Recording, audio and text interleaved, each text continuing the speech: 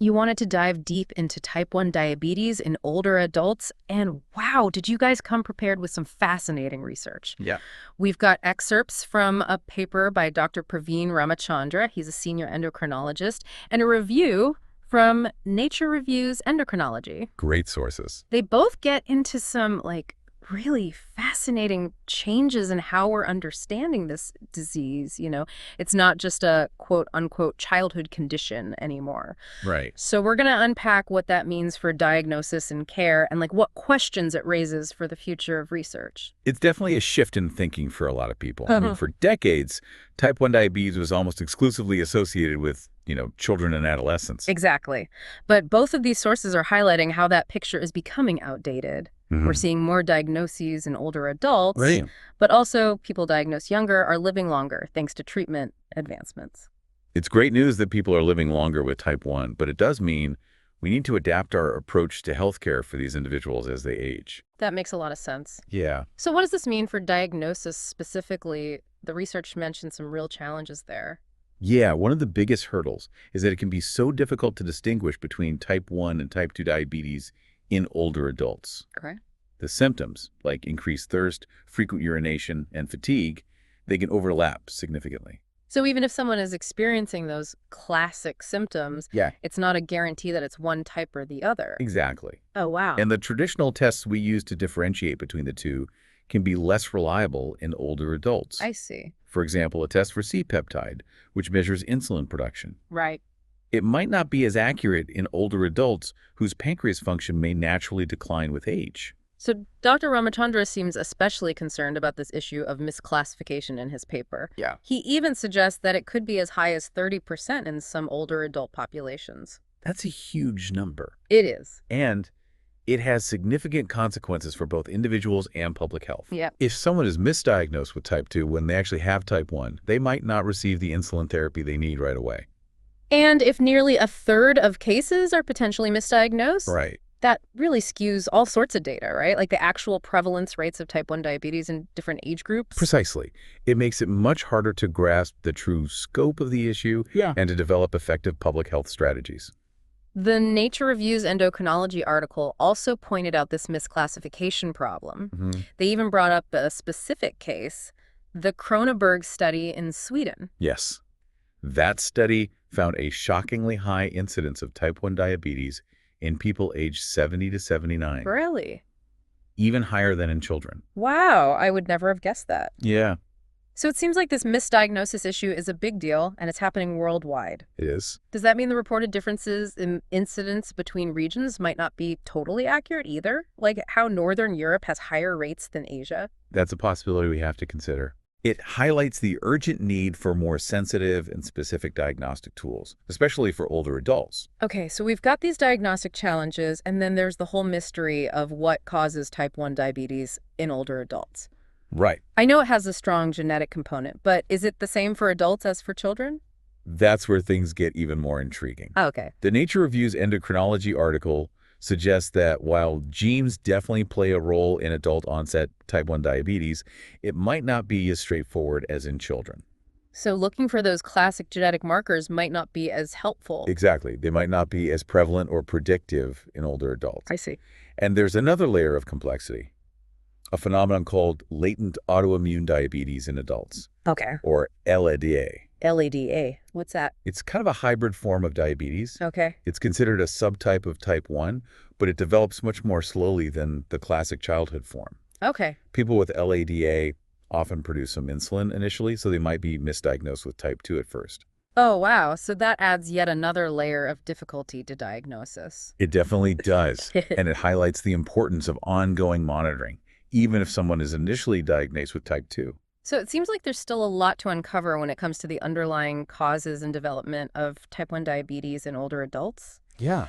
But one thing both sources were clear about is the role of these Gd antibodies. Ah, yes, the Gd antibodies. They're often considered a hallmark of autoimmune activity in type 1 diabetes. Oh, okay. Basically, they're these little proteins produced by the immune system that mistakenly attack cells in the pancreas that produce insulin.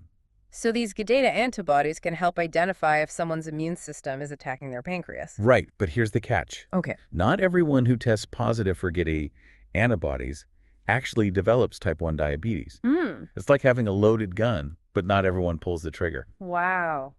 Researchers are still trying to figure out what other factors, determine whether someone with these antibodies will go on to develop the full-blown disease. That's fascinating. It's like a piece of the puzzle is still missing. Exactly.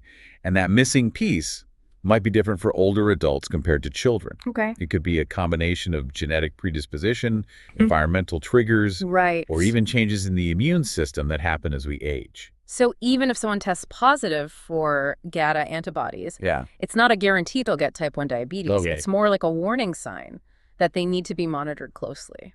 That's a good way to think about it. Yeah. It highlights the need for personalized medicine, where treatment and monitoring are tailored to the individual's specific risk factors and disease progression. Okay, so we've covered the diagnostic challenges and some of the mysteries surrounding the causes of type 1 diabetes in older adults. But what about the treatment side of things? Are there specific approaches that are more effective for this age group? That's a crucial question. Yep. And while the fundamental principles of managing type 1 diabetes remain the same, Right. there are certain considerations for older adults that we need to be mindful of. Like what? Well, for starters, older adults might have other health conditions that can complicate diabetes management.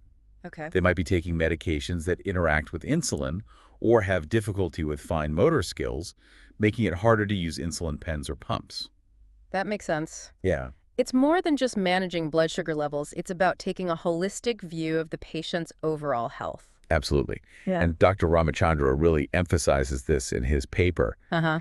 He advocates for a multidisciplinary approach involving not just endocrinologists, Yeah. but also geriatricians, cardiologists, and other specialists as needed. Because older adults with type 1 diabetes face a higher risk of complications, right? Unfortunately, yes. The research mentioned things like cardiovascular disease and cognitive decline. Managing blood sugar is still crucial, but it's not the only concern. Older adults with type 1 are more vulnerable to both high and low blood sugar episodes, Okay. which can be especially dangerous. Yeah. And long-term high blood sugar can damage blood vessels and nerves, Right. increasing the risk of heart attack, stroke, vision problems, and even amputation. Sounds like the stakes are even higher for older adults with type 1 diabetes. They are, and that's why personalized care is so important. Yeah. It's not just about prescribing insulin. Right. It's about understanding the individual's lifestyle, their other health conditions, and their support system to create a management plan that works for them. Both sources also highlighted the importance of education and support, Absolutely. not just for the patients, but also for their families and caregivers. Diabetes management can be a lot to handle, especially for older adults who might be dealing with other age-related challenges. Right. Having a strong support network can make a huge difference. And speaking of support, I think one of the most hopeful things mentioned in the research was the advancements being made in technology and treatment. Things like artificial pancreases and new insulin delivery systems. It's exciting to see these new developments. Yeah. Artificial pancreases, also known as closed-loop systems, can continuously monitor blood sugar levels and automatically adjust insulin delivery. Wow. This technology could be a game changer for older adults, especially those who struggle with frequent blood sugar fluctuations. It sounds like science fiction, but it's becoming a reality for some people with type 1 diabetes. It is, and there are ongoing clinical trials for other innovative treatments like stem cell therapy and immunotherapy, which aim to either replace the damaged insulin-producing cells or retrain the immune system to stop attacking them. That would be incredible if they could actually reverse the disease or prevent it from progressing. It would be a major breakthrough. Yeah. And while these treatments are still in the experimental stages, the research is promising. It gives us hope that one day, type 1 diabetes might not be a lifelong condition, but something that can be cured or prevented altogether. Wow, that would be a whole new chapter in diabetes care. It would. But even without those future breakthroughs, it seems like the key takeaway from all of this is that our understanding of type 1 diabetes is evolving. Definitely. It's no longer a disease we can simply categorize as childhood onset. Right. And that shift in thinking requires a more nuanced approach to diagnosis, treatment, and care, especially for older adults. It really seems like this deep dive has uncovered like a whole world of new information and highlighted how much we still don't know about type 1 diabetes in older adults. Yeah. And it makes me wonder if Mhm. there are other conditions out there that we Yeah. might need to re-examine through this lens of aging and Right. like how it impacts disease presentation and diagnosis as Interesting. lifespans increase Mhm. and the population ages. Yeah. We need to be more aware of how diseases might manifest differently in older adults. It's not just about adding years to life, but adding life to years, as they say. So for you listening, what's the most important takeaway you've gotten from all this research? What's sticking with you? I think for me, the big takeaway is just like the realization that type 1 diabetes is no longer just a childhood disease. Yeah, It's something that can affect people at any age. right. And we need to be aware of the unique challenges and considerations for older adults. I think that's a great takeaway. Yeah. And it also emphasizes the importance of like personalized care Right. and recognizing that a one-size-fits-all approach doesn't work for everyone. Exactly. We need to move away from that mindset and embrace the complexities of individual health and aging. Well said.